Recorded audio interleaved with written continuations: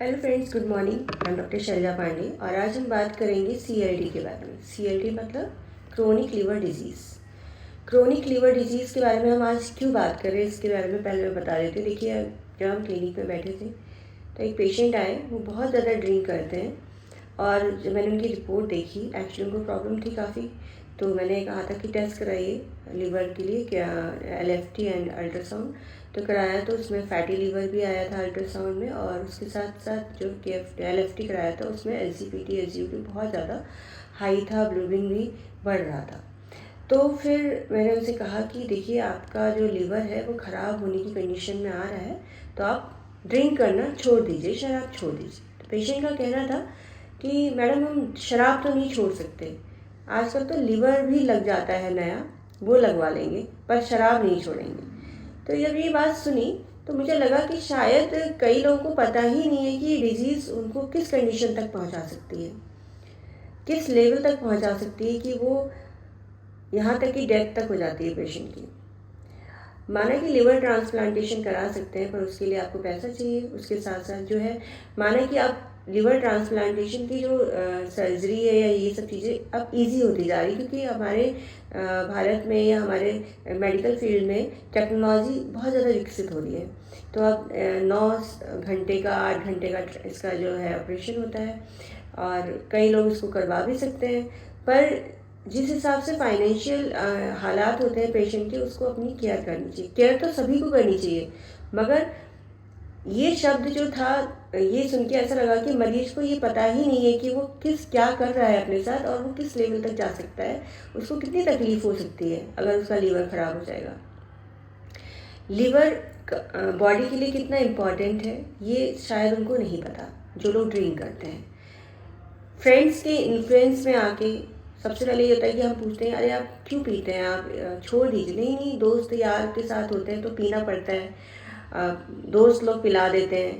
तो जो दोस्त या यार या आपके जो फ्रेंड्स हैं, जो आपकी जिनके इन्फ्लुएंस में आप ड्रिंक कर रहे हैं बहुत ज़्यादा आके, और जो लोग आपको बहुत ज़्यादा ड्रिंक करा रहे हैं, वो आपको ड्रिंक तो करा देंगे, आपको शराब पिलाएंगे, सब कुछ करेंगे, मगर जब आप बीमार होंगे तो आपकी सेवा करने कभी नहीं आएंगे।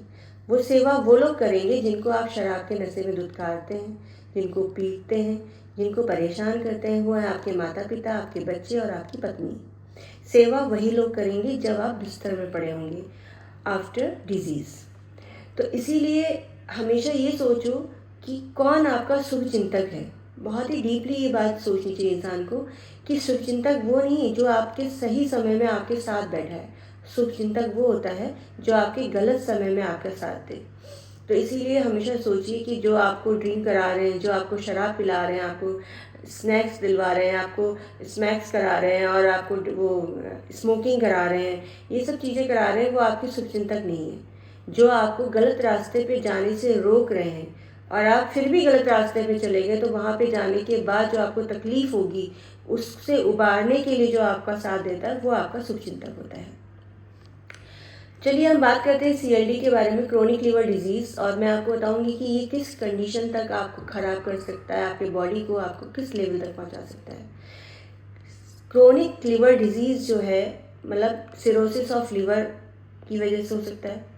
ठीक है, जो लोग बहुत ज़्यादा शराब पीते हैं, जो लोग बहुत ज़्यादा, पहली बात तो मैं बताती हूँ क्रोनिक का मतलब क्या है। क्रोनिक मतलब होता है बहुत लंबे समय से जो बीमारी चली आती है, उसे हम क्रोनिक कहते हैं। ठीक है, और एक्यूट का मतलब होता है जो शॉर्ट टाइम के लिए होती है, जैसे सर्दी, जुकाम, viral fever, just like acute disease. Chronic liver disease हो गया, क्रोनिक किडनी डिजीज़ हो गया, ये सारी चीज़ें जो होती हैं वो लंबे समय से जो बीमारी चली आ रही होती है, उसे हम कहते हैं क्रोनिक, मतलब क्रोनिक लिवर डिजीज़, जिसमें कि आती है सिरोसिस ऑफ लीवर। जो कि बहुत ज़्यादा जो लोग ड्रिंक करते हैं, शराब पीते हैं बहुत ज़्यादा लोग, उनको होता है। फैटी लीवर की कंडीशन में क्रोनिक लीवर डिजीज़ हो सकती है। ओबेसिटी की कंडीशन में हो जाती है। अगर हमने चलना फिरना छोड़ दिया है, हम कोई काम नहीं करते हैं, हर समय लेटे रहते हैं, मतलब लिथार्जी लाइफ जी रहे हैं, तो उन लोगों को ये दिक्कत हो जाती है। दूसरी बात, जो कभी कभी कुछ मतलब वायरल इन्फेक्शंस भी इसके लिए रिस्पॉन्सिबल होते हैं। जो लोग बहुत ज़्यादा फास्ट फूड खाते हैं और ऑल टाइम जैसे पेप्सी, कोका कोला, बस लिथार्जी लाइफ है और खाने पीने में ये चीज़ें हैं कि बस हर समय फैटी फूड्स लिया, कोल्ड ड्रिंक्स पिया, तो उनके साथ भी ये दिक्कतें हो जाती हैं। मैंने कहा कि कुछ वायरल इन्फेक्शंस है जिसकी वजह से जो है क्रोनिक लिवर डिजीज़ की कंडीशन आती है, वह है hepatitis B and C. Hepatitis B and C का इन्फेक्शन आपके अंदर कैसे पहुंच सकता है, इसके बारे में बात करते हैं। देखिए, जैसे कि आप किसी नाई के पास गए अपनी दाढ़ी बनवाने, और नाई ने क्या किया, गलती से कट लगा दिया, या फिर ऐसा ब्लेड यूज़ किया जो कि वो पहले और लोगों पे यूज़ कर चुका है, उस तरह या ब्लेड ऐसा यूज़ किया जो कि अदर कस्टमर्स को भी यूज़ कर सकता है। हो सकता है उसमें से कोई कस्टमर हेपेटाइटिस बी और सी से पीड़ित हो, और उसका जो ब्लड, अगर उसमें कट लग के ब्लड आ गया और वही आपकी स्किन में चला गया, अंदर आपके कट लग गया, तो ब्लड टू ब्लड जो कांटेक्ट हुआ है उससे वो वायरस आपके अंदर ट्रांसफर हो सकता है और आप हेपेटाइटिस बी एंड सी से इन्फेक्टेड हो सकते हैं। ठीक है, तो इससे क्या है, आपको दिक्कत हो सकती है और आपके लिवर भी खराब हो सकता है। तो ये हाई रिस्क में आता है। जैसे नाई की दुकान हो गया, हॉस्पिटल भी हो सकते हैं। जैसे आपने जल्दबाजी में क्या हुआ, पेशेंट आया इमरजेंसी में, आपको उसको बचाना है, तो बचाने के चक्कर में क्या आपने माउथ टू माउथ उसको रेस्पिरेशन दे दिया, या आपने उसको इंजेक्ट कर रहे हैं, इंजेक्शन लगा रहे हैं या सर्जरी कर रहे हैं और उसको प्रिक किया और आपने ग्लव्स नहीं पहने और उसका कट लगा रहा है, आपके हाथ में थोड़ा सा कहीं स्किन निकली हुई है या कट लगा है, तो आपके उस कट के द्वारा वो ब्लड, इन्फेक्टेड ब्लड जो है आपके अंदर जा सकता है। अगर वो पेशेंट हेपेटाइटिस बी एंड सी से इन्फेक्टेड है पहले से ही, तो वो इन्फेक्शन आपके अंदर फिर ब्लड से जा सकता है। ठीक है, तो वहाँ पे आपको क्या सावधानियां बरतनी है। जब भी आप किसी नाई की दुकान पर जाते हो, कहो भाई नया ब्लेड लगाइए, ये स्टेलाइज करवाओ। ठीक है, और दूसरी बात, जब आप कभी भी पेशेंट को कुछ भी चेकअप कर रहे हैं या प्रिक इंजेक्शन लगा रहे हैं, या चलिए हीमोग्लोबिन चेक कर रहे हैं, शुगर चेक, तो आप हमेशा ग्लव्स पहनिए। ग्लव्स पहनेंगे तो आप अपने आप को काफ़ी हद तक प्रोटेक्ट कर सकते हैं।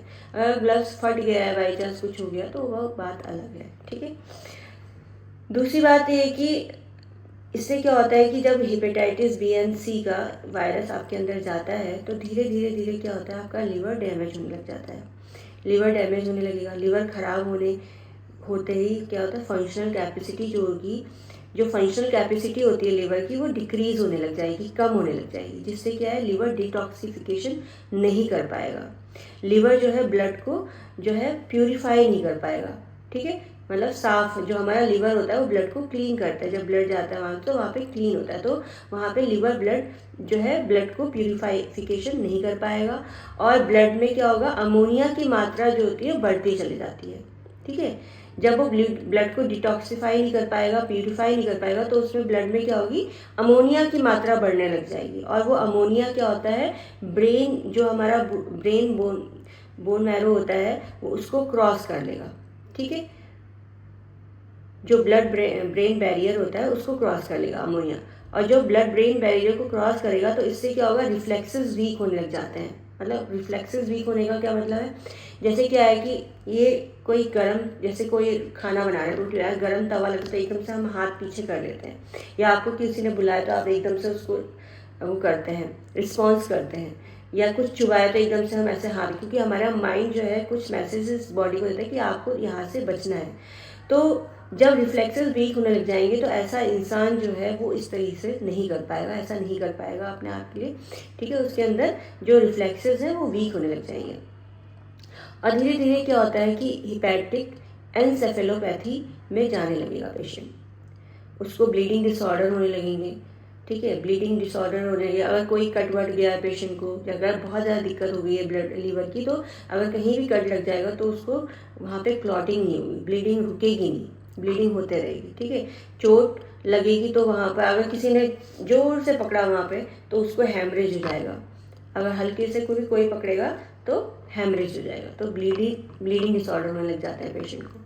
इसके साथ साथ जो ब्रश करेगा तो उसके गम्स में ब्लीडिंग होने लग जाएगी, पेट में पानी भर जाएगा, एसाइटिस की कंडीशन हो जाएगी, पेट फूल जाएगा एकदम से, जब हम अल्ट्रासाउंड करेंगे तो एसाइटिस होता है, तो पेट में पानी भरने लगेगा, जॉन्डिस, पीलिया हो जाएगा। ठीक है, और लिवर फेलियर की कंडीशन आ जाती है। ठीक है, अब लिवर के साथ साथ किडनी भी खराब हो सकती है। कैसे, लिवर के साथ साथ जब किडनी खराब होने लग जाती है तो उसको कहते हैं हिपैटोरेनल सिंड्रोम, ठीक है। और हाँ, जब ये लिवर की इतनी दिक्कतें हो जाएंगी तो ये क्रोनिक लिवर डिजीज़ जो है वो सिंड्रोम में चेंज हो जाती है या बीमारी में बदल जाती है, फिर दिक्कतें बढ़ते चली जाती हैं, यहाँ तक कि ऐसी कंडीशन आती है कि पेशेंट की डेथ भी हो सकती है। लिवर के साथ साथ किडनी भी खराब होने जाती है, इसको हम कहते हैं हिपैटोरेनल सिंड्रोम, ठीक है।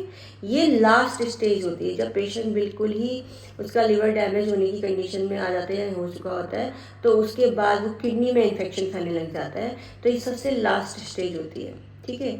इसमें क्या होता है कि ब्लूबिन की मात्रा बहुत ज़्यादा बढ़ जाती है और ब्लड जो होता है, ब्लूबिन की मात्रा बहुत बढ़ जाती है और ब्लड जो होता है वो और भी बॉडी के इधर उधर पार्ट्स में जाने लग जाता है और किडनी में भी जाने लग जाता है।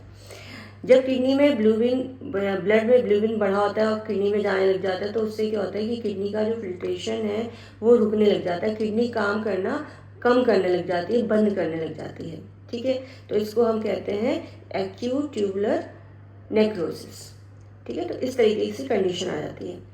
तो अब तो ये है कि चलिए, आप जब फिर पेशेंट को हेपेटाइटिस बी एंड सी है अगर, तो वो आपको वैक्सीनेशन करा सकते हैं, आप बच सकते हैं इस इन्फेक्शन से बचने के लिए अपने आपको प्रिवेंट कर सकते हैं हेपेटाइटिस बी एंड सी का वैक्सीन लगाकर, ठीक है। तो इस तरीके से ये जो कंडीशन मैंने बताई इसलिए बताइए कि कभी भी आप इन चीज़ों को हल्के में ना लें कि ड्रिंक करने वाले हम शराब नहीं, कि मैंने इतने पेशेंट के मुंह से सुन लिया है कि कई पेशेंट आते हैं कि उन्हें कितनी भी दिक्कत हो जाए मगर वो ड्रिंक छोड़ने के लिए तैयार नहीं होते, उनसे कहो तो अरे नहीं हम शराब तो मैडम नहीं छोड़ सकते। तो जो आपको इतनी तकलीफ दे रहा है वो चीज़ें आप क्यों नहीं छोड़ सकते, और आपके साथ साथ आपकी फैमिली को भी तकलीफ देगा। इसीलिए मैं कहती हूँ कि शराब पीना, स्मोकिंग करना, गुटखा, तंबाकू, ये चीज़ें आपकी हेल्थ के लिए बहुत ज़्यादा हैज़ार्डियस हैं। इन चीज़ों को बिल्कुल नहीं लेना चाहिए। जहाँ तक है आप इस चीज़ को छोड़ने की कोशिश करें जिससे कि आपके परिवार वाले भी खुश रहें और आप अपने आप को सुरक्षित रख सकें। मैंने कहा कि दोस्त आपको पिलाएंगे ज़रूर और उस समय आपके साथ एंजॉय करेंगे, मगर जब आप तकलीफ़ में होंगे तो आपकी सेवा करने के लिए आपकी वही पत्नी आएगी जिसको आप शराब पी के रोज़ मारते हैं, प्रताड़ित करते हैं। वही बच्चे आएंगे जिनको आप शराब पी के डराते धमकाते हैं। वही माता पिता आपकी सेवा करने आएंगे जिनको शराब पी के आप इंसल्ट करते हैं या बेइज्जत करते हैं डेली। तो इसीलिए जो लोग ऐसा करते हैं वो बहुत ही ज़्यादा संभल जाएं और अपने आप की केयर करें, अपने लीवर का ख्याल रखें, क्योंकि ये आपके लिए बहुत मेन है। तो ये था क्रोनिक लीवर डिजीज़ के बारे में। अगर आपको ये वीडियो सही लगती है तो आप मुझे अपनी तरफ से भी बता सकते हैं कि आपको किस डिज़ीज़ के बारे में पता करना है, या आपको कोई तकलीफ़ है या आपको कोई डिज़ीज़ है तो आप मुझसे डिस्कशन भी कर सकते हैं ट्रीटमेंट के लिए ऑनलाइन। और मेरा ऑनलाइन ऐप भी है, कॉल फॉर मी ऐप, जिसमें बाहर से कॉल्स भी आते हैं और उसमें ट्रीटमेंट हम प्रोवाइड करते हैं पेशेंट को। Thank you so much, take care all of you, bye bye.